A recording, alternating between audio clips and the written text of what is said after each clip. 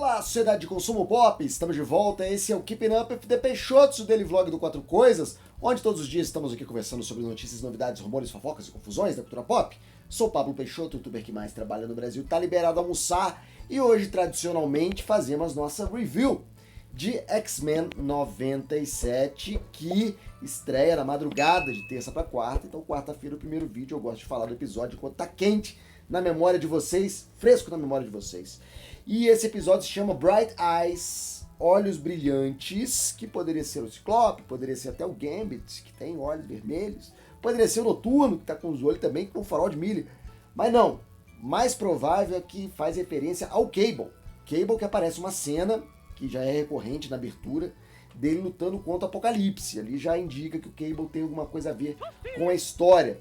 Além disso, a gente tem Nimrod aparecendo, vai ser um personagem também importante pra gente ficar de olho no futuro. Estamos construindo o Nimrod, literalmente.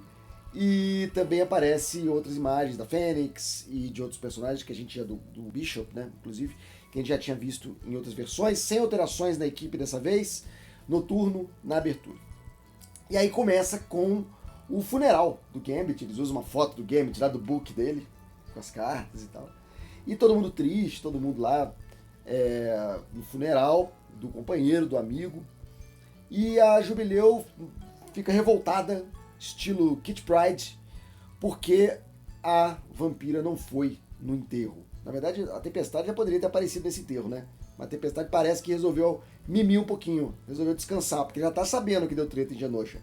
Dava tempo da Tempestade aparecer, mas ela resolveu ficar um pouquinho mais com o Forge lá. E aí a gente vê onde tá a vampira esse tempo todo, né? Lidando com o luto, como diz o Noturno, que aparece como padre na cerimônia do funeral.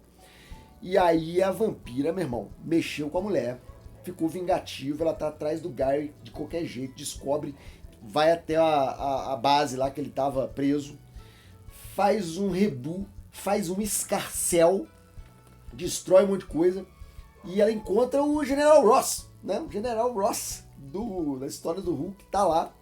O Budermeyer, inclusive, que é o autor da história, falou que na cabeça dele é o mesmo da animação do Hulk, criando uma grande animaverso da Marvel.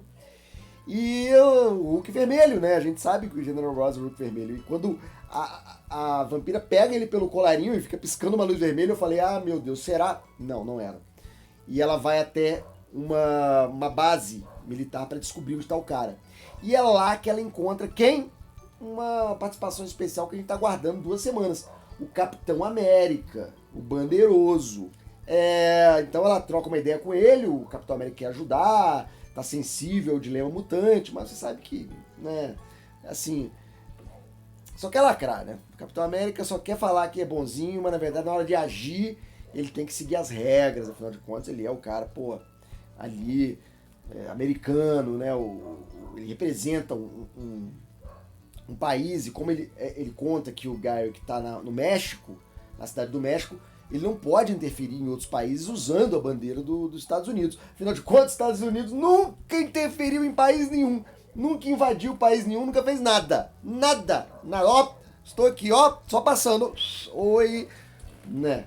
Tá bom, aqui, ó, esse é irmão desse. Tanto é que a vampira joga o escudo dele longe, como quem joga o brinquedo em cima do telhado pra sacanear o amiguinho. E pronto, bem feito. O Capitão América passa também assim, ó, pra dar informação, né? Não serve pra nada.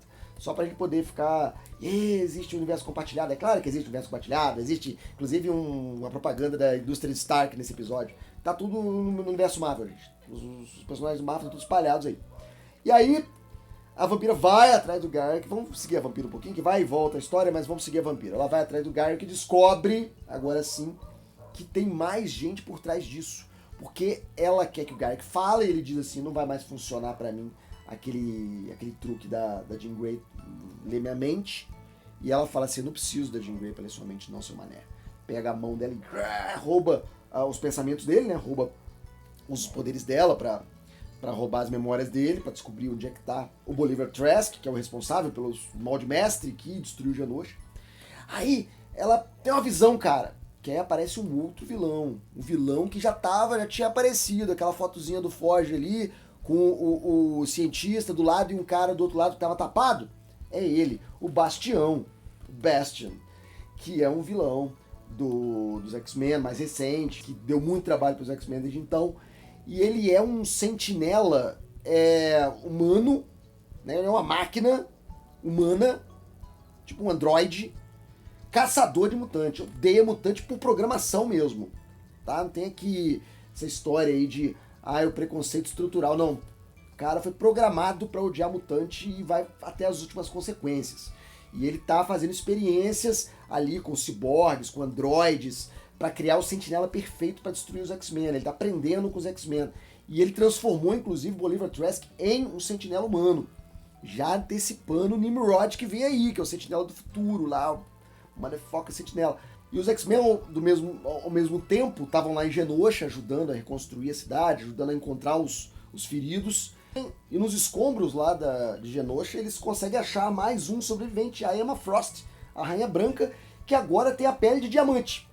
Então eles introduzem nos X-Men 97 pela primeira vez a segunda mutação, o conceito de segunda mutação, que foi quando o Grant Morrison bolou que a Rainha Branca teve a segunda mutação e ficou com um corpo de diamante. Porque ele não podia usar o Colossus na época, ele queria usar o Colossus da história, então ele teve que inventar uma parada para transformar alguém em vulnerável para poder contar a história que ele queria contar.